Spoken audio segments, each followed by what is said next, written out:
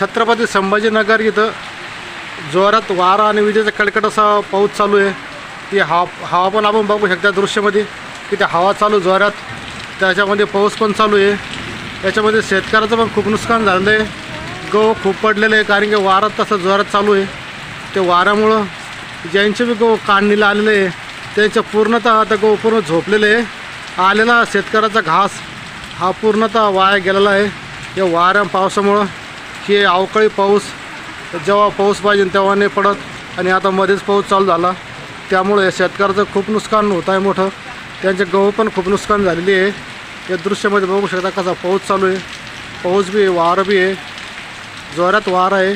अगोदर कोरडी हवा सुटली, त्याच्यामध्ये खूप धूळ उडाली आणि त्याच्यानंतर आता हे पाऊस चालू झालं. हे बघा दृश्यामध्ये आपण बघू शकतो कसा पाऊस चालू झाला आहे. हवा पण चालू आहे, हवा अशी जोरात चालू आहे. हवा पण